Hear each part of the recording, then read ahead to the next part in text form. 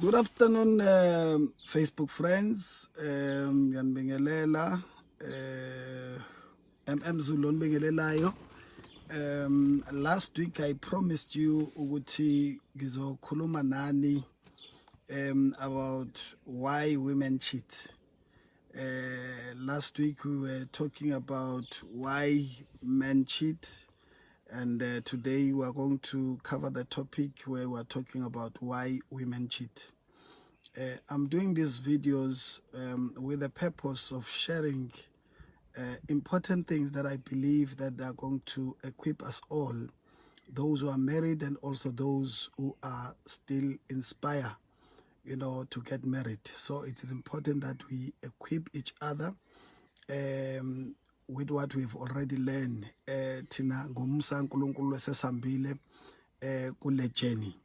You see, because if people are not equipped, kulula ukuthi balimale kalula because they've not been prepared for our challenges in asemshadweni. So you can invite your friends, tell them that Zulu is live on Facebook now. We're talking about why women cheat. A very interesting subject. Many people have been waiting for this topic. So yeah, today it's the day. We will be talking exactly about that. And I want to encourage all men to listen because they are going to gain so much in what I'll be sharing. And I must warn you that, the things that I share here are things people do not talk about. You see, even women will not talk why they cheat, and also the topic that I've covered where I was talking about why men cheat. These are the things that men will not tell you, you see, and also same thing women will not tell you. So it's important that take advantage of these videos, learn from it, because there is so much to learn in what I will be sharing with you. So it's very, very, very crucial. It's very, very important. Mhlambe mengithi nje straight to the point. You see, abanye because so post abanye bazoyithola ngendlela when we talk about why women cheat. Number one, the reason why women cheat is just pure temptation. Abantu besifazane nabo ba abantu bakwethu, yabo bayalingeka, yabo, especially mhlawumbe omunye uthola ukuthi kunomuntu aloke embona njalo omchazayo nosho mhlambe into ezithize kuye ezimkitazayo, whether uyamchama in whatever way, yabo, kade engena plan yokuthi mhlambe ene agange noma enzeni, yabo, but because mhlambe uzithola kule environment enalomuntu omenza abe weak, yabo, azithole sefole into that trap yokuthi achithe, not because engamthandi husband wakhe, not because engekho happy. Akusibo bonke abantu besifazana abachitha ngoba bengawathanda amadoda abo. Akusibo bonke abantu besifazana abachitha ngoba bekhohlakele, yabo. Akusibo bonke abantu besifazana abachitha ngoba mhlambe enganelisekile, yabo. But uma ezithola ekwi-environment emsebenzayo ngengqondo, emsoftinishayo ngengqondo, noma nesimilo, sometimes ngenxa umuntu we can fall into that trap if that other person really efaka ipressure kuyena kanti vesi kwayena uthe membuka wathi wow, ngizizwa ngibuthakathaka ngalomuntu, uyabo, which is also something eyenzekayo nakubantu besilisa ngoba nabakusibo bonke abachitha ngoba ethi umkakhe akasamthandi noma engekho happy, ikhona leya element yokuthi phela singabantu. You understand what I'm saying? Sikhona leya element ukuthi singabantu. So abanye ngempela they fall into that temptation, not because eyisikhohlakali, not because engasamthanda umuntu wakhe, kodwa ngenxa yokuthi uzithole kuleyo environment yokuba buthakathaka towards that person. Ababaningi ke nokho who fall into that category ngoba iqiniso lithi most women abachithayo, it's us men who open doors for those things to happen. It's us men. That's why I encourage most men to listen to this, because most of the time we are the cause yokuthi abantu besifazane begcine bechithile. Not always, but we do open doors for women ukuthi bachithe thina njengamadoda. So it's very important ukuthi we need to be aware of these mistakes esiwenzayo thina njengamadoda agcine evule iminyango ukuthi abantu besifazane bagange bese kungathi ba abantu abakhohlakele kanti ithina kwesisikhathi esibe i-cause yaloko. Now okwesibili loneliness, loneliness. Now issue loneliness ke is very deep ngoba you see umuntu wesilisa uyakwazi ukuthi abe sekhaya kodwa uthola ukuthi umuntu wesifazane abe bored noma abe lonely ubukhona because mhlawumbe you are just there ngokwesiqu but your mind is not there, you are not talking to her, you are not sharing usuku belunjani yabo akakufeel ubukhona. You are there physically but you are also absent. Maybe you are occupied with many things in your mind, you are doing this and that, but you are there but you are not there. You see abantu besifazane bakwazi ukuyichaza kangcono lento ukuthi kuyenzeka sibe present physically but uthola ukuthi also we are absent as men yabo. Kokunye ukuthola ukuthi maybe the things as is occupier, whether it's ministry, whether it's business, whether it's other things, we are building our careers, we are doing a lot of things, kwesisikhathi abantu to occupy my friends, he has no time for the family because he's busy entertaining friends, he's doing this and that yabo. Uthola umama lapha ekhaya uhlezi nje neyindonga ulonely ngale ndlela yokuthi ubaba umuntu ofika nje eseyolala nakhona, he does not care ukuthi usuku la nkosikazi belunjani and all those things. Lezo zinto ziyawuvula umnyango ukuthi unkosikazi athi eshadile umuntu ekwi relationship azizwe lonely because upartner umuntu ongekho ebe ekhona yabo. Uthothi ke manje sekukhona abanye abantu are busy occupying mhlambe upartner wakho because when you are just not there. So asiyethi sibe sikhona kwesinsikhathi. Even ngisho kuthiwa you have a busy schedule, you are all over somewhere. You see uyakwazi ukwenza umuntu wesifazana akufeel ukuthi you are there even if you are not there physically. So we need to be careful of those things, ukuthi as women we need to make sure ukuthi these things we as men we need to make sure ukuthi these things we really cover them up. We do justice by making sure that we are there for our wives always. You see, that's very important. Number 3, you see revenge iyenza ukuthi umuntu wesifazane uyakwazi ukurevenge uma ukuthi partner wakhe obhizi oleke emchithela most of the time. You see obhizi uyamchithela most of the time. So ngesikhathi lo muntu wesifazane lokho ehlukumezeka ukuthi umuntu wakhe uyamchithela and all that, you see uyamfaka esilingweni sokuthi kwesisikhathi out of anger ne-hurt ne-disappointment agcine serevengile yabo. A revenge ngokuthi naye avela athi okay anyway lo muntu uyachitha ngala akanandaba nami let me go for it yabo. So okwenza ukuthi uma eba tempted lapha ngaphandle kube lula ukuthi avele yield to that because I said anyway lo muntu enginaye vese nawe kade engichithela nami yabo, so nami ngiyalingeka nami angichithe yabo. Uthothi ukwenza out of revenge. Mhlambe lo muntu ebengakwazi ukuzibamba azikhuze abamba isimilo kodwa ngenxa yokuthi uhead ngenxa yokuthi husband wakhe ubhizi lokho emchithela, uthothi naye usekwenza out of revenge though efihla kodwa deep down in her heart unalento ukuthi yena akazikhuzi mina ngizikhuzi nami awuthi ke ngizizwise kancane. So iyakwenza lokho. Okwesine okwenza abantu besifazane abachithe, it's when their emotional needs are not met. You see, when their emotional needs are not met, it's very important that men must understand that women have emotional needs and those needs need to be met. Noma ungalala nomuntu wesifazane physically yabo ngoba uthembe wena ukuthi hayi AK47 yakho iyadubula. You understand what I'm saying? We need to understand it takes more than penetration for women to enjoy sex. It takes more than penetration.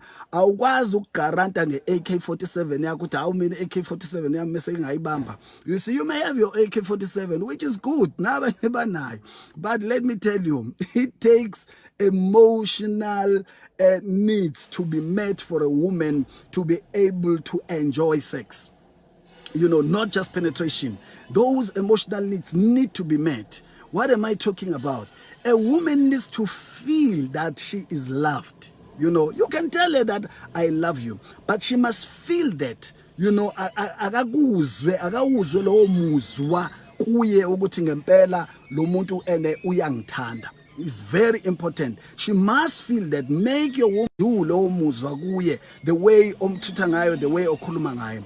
Okwesibili, i-emotional needs yomuntu wesifazane, she must feel ukuthi she is being appreciated by you. You see, it's very important. Akawathole lawo mazwi of affirming her, lawo mazwi okum-appreciate, lawo mazwi okumncoma, muhle, ugqoke kahle, you look beautiful, and all those things. You know, it's important. It's a need. Umuntu wesifazane uyakuthanda uku-appreciate-wa. It's a need. It's an emotional need that needs to be met. You see, okunye umuntu wesifazane uyayifuna lento ukuthi ukhombisa ukuthi you desire her. You know, you are hungry for her. You want her. You know, uyamhalela. Yabona, fanele ayizwe lonto ene ayibone lonto ngoba kuyena iyamsebenza psychologically ngaphakathi ukubona ukuthi lo muntu ngempela uyangidinga. Uyayibona lonto le. Ngoba uma ungakwenzi lokho wena ugijima ukuthi kwenziwe ucansi nje kuphela, you know, these needs are very important kuyena ukuthi enjoy ucansi abe part and parcel of yalento nithi niyayenza when you say you are making love. You see, those things are important. Number 4, any emotional needs yomuntu wesifazane is to give her attention, just to listen to her. Sometimes akafune impendulo eziningi kuwena. Umuntu wesifazane uyamdinga nje umuntu ozomlalela nje, akakhulume ama-fears akhe, amaphupho akhe, into azicabangayo, and all those things, nokuthi usuku lakhe belunjani, just to listen to her. You know, unokuthi awungezwa, oh yebo, awu yebo. We understand what I'm saying? So just to listen to her, add something la ungayi-add khona. You know, umuntu ozomnikeza indlebe, yabo, umuntu nje ozomnikeza indlebe ukuthi akakhulume. Khumbulani bakwethu kuthiwa abantu besifazane a day bakhuluma ama-words noma amazwi awu 19,000 to 22,000 words a day. You see, amadoda kuthiwa wona khuluma just 9,000 words a day. You see, so abantu besifazane bafuna la abazokhuluma khona. So uma wena ungalenzi ithuba just to listen to her, you see, uzo end up ekhuluma kwezinye indawo, mhlambe semsebenzini noma ikuphi, mhlambe nala ebefuna khona icomfort. You see, after sekhulumile agcina sethole icomfort somewhere. You see, sometimes bese lahlekele ukuzethemba, akhulume ngalawo ma-fears akhe komunye umuntu, bese kuba yilo muntu omaffirmayo instead of you wena as a partner or when husband ukuthi umaffirm, bese izinto ziyaqala ziyonakala ngoba uma ngabe noma umsatisfyer ngokuthi wena uyalishaya ucansi, uyabo, but uthi this need is not met. Let me tell you, lama emotional needs angaba umnyango ovulekayo engenza ukuthi umuntu wesifazane agcine cheater because mhlambe somebody somewhere now is able to meet or to feed him kulama emotional needs and anawo. Now these emotional needs ayafideka as a fideka lama emotional needs noma kungekho sexual intercourse, lo muntu wesifazane inhliziyo yakhe iyantshontsheka because utshelwa ukuthi uyathandwa, utshelwa ukuthi muhle, uyamlalela inkingeni zakhe nama stress akhe nama frustration, lo muntu inhliziyo yakhe yalo muntu intshontshelekile. Why? Because wena as a partner or as a husband, you did not pay attention to make sure ukuthi the emotional needs of umuntu wakho are being met. You see, many women are crying about that. Isikhala esiningi sabantu besifazane silapho, yabo, because thina sazi ukuthi ngiyakuthanda nje, ngikuthengele umuzi, ngikuthengele imoto, so what is your problem? You see, inkinga yakho appreciate. You see, kanti ingenxa ukuthi we don't understand ukuthi labantu banama emotional needs that we need to meet as abantu babo noma as ama husbands abo, yabo. Okwesine, okwesi-5 fanele sikubheke la okwenza abantu besifazane ene ba cheat. It's when they are not happy sexually. You know, they are not happy sexually. You see, so kungenzeka kubaba guarantee ukuthi AK47 yakhe yona ikhona and everything, but uthi AK47 inenkinga ye pre-ejaculation. Ubaba uthe saqala nje ukuthi hip boom, umzuliswana usuphelile. sekuphelile njalo yabo umama besa looking forward ukuthi ayikhona la isiyakhona khona la isiyakhona. So uthola ukuthi ke ngenxa ye-pre-ejaculation umama uthola ukuthi akaneliseki la ekhaya ngokucansi. It is a fact that many men are struggling and are suffering from pre-ejaculation. Madoda hambani yoko men's clinic, hambani nithole ama-medication imijove right, nithole ey'ndaweni ezinye ezi-right amaphilisi azonisiza kulesi simo. Idlani ukudla oku-healthy that is going to help you njengabantu besilisa. Enye into eyenza ukuthi kwesekuthiwa omama bangabi happy sexually also is the issue kwesisikhathi uthola ukuthi mhlambe obaba sebenenkinga zokushukela kanjalo you know those things ziyakwazi ukuthi zi-affect performance kababa ekhaya. Abanye mhlambe sekuyi-age sekukhulekile, you know testosterone yabo isi-low, you see, so uthola ukuthi manje akusaperformeki kahle ngenxa yezinto ezikanjalo. Abanye mhlambe ba-stressed, izinto ey'ningi eziba-stressayo which affect performance yendoda, you see. So that is why njengendoda it's very very very important if you have an opportunity ukuthi ujime, jima, exercise, because lokho kuzonyusa i-testosterone yakho ibe high so that uzokwazi ukuperforma kahle. Eat healthy stuff, it's very important, you see. Men must know the stuff that is good for them, for their body, ukuze bakwazi ukuthi baperforme kahle emakhaya yabo. So things like that, it's very important. And also enye into, when you don't emotionally prepare umuntu wakho sexually, you see, njoba ngeke ngasho before wathi sex kubantu besifazane it's more than just penetration. You have to prepare her, you know, emotionally, psychologically, ukuze by the time nithi niyangena lapha lo muntu ready for yona, ngoba abantu besilisa they don't need isikhathi esiningi ukuthi babe ready for ucansi. Abantu besilisa ama-ever ready power plus, you know, you just see, you go for it, you know, what you see you go for it, you don't waste any time. You see AK-47 yakhe yaviva it, yeah, I'm ready for action. But umuntu wesifazane it takes time.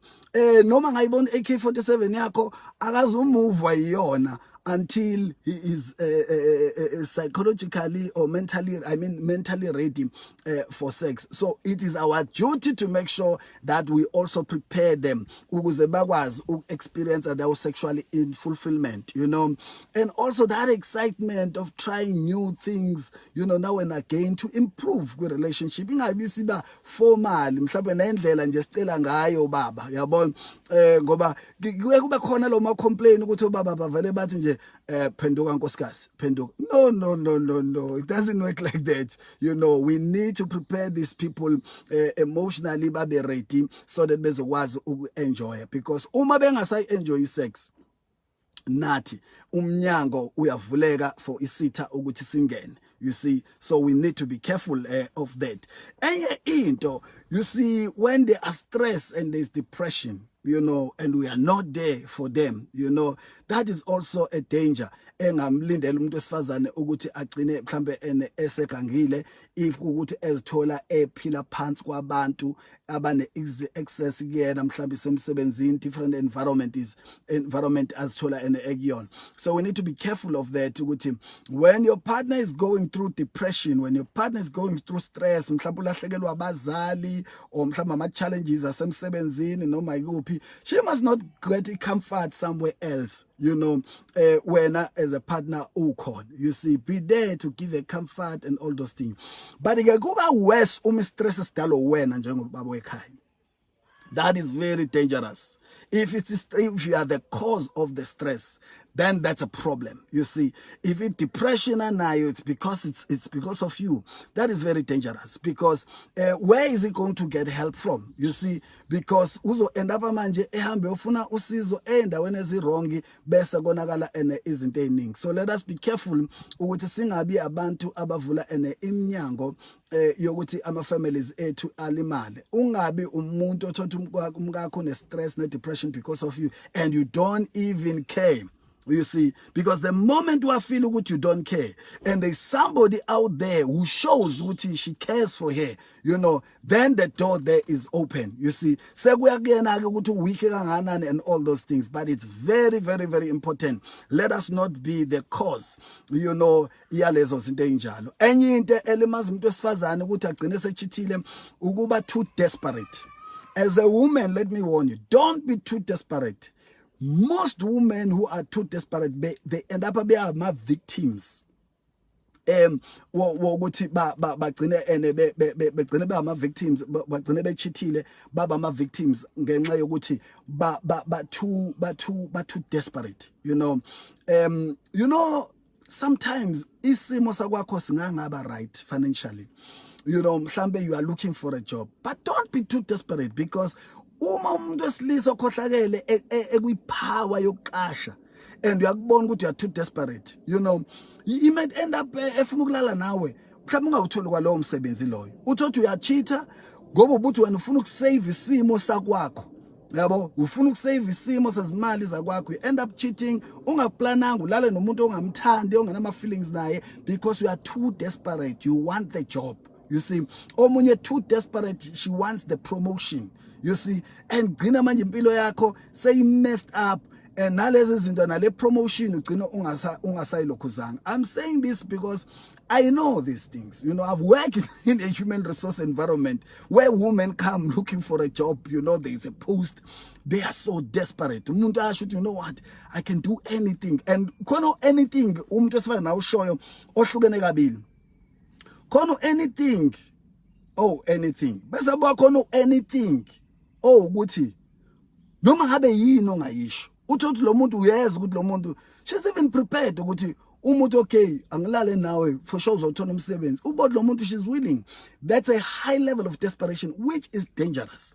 That is why nabanye, you see, kuneminyanga abafuna ukungena kuyona, whether certain industries, kunabantu besifazane kuma industries amaningi ababa ama victims ngenxa yoba they were too desperate for opportunities, too desperate for promotion, too desperate for that position yokwenza ukuthi, for that position whatever, mhlawumbe I want to record the deal in and all those things, music deal and all those things, uthothi bagcina bebe vulnerable because they are too desperate. Never, as a woman, don't be too desperate. People will take advantage of you. Noma buxakeka kangakanani, noma uhlupheka kangakanani, trust God, pray, believe. Go to the right people who can stand with you and help you, rather than to show uba too desperate, because people will take advantage of you. Yingakho abanye bekhala ukuthi bayathenjiswa amathenda kwalalwa nabo bangawathola, abanye ama promotion bangawathola, abanye ama opportunities kwi music industry, kwini acting, everywhere, many places. Abantu besifazane they are baba ma victims because they show themselves be too desperate, then people they end up taking advantage of them, you see. So abanye uthola ukuthi issue mhlambe yokuba nje too bored, you know, umuntu say too bored, there's no longer an excitement emshadweni, senamba isikhathi eside, you know, nje senubaba noma, you know, baba noma, there's no touch, no kiss, nesex sekuyimsebenzi nje iduty ayike sekuyalalwa ke asiyenzeni ke, things like that, you see. Once it goes that way, you know, chances are the door is open. You see. So let us learn to appreciate each other. Let us learn to work on our marriages and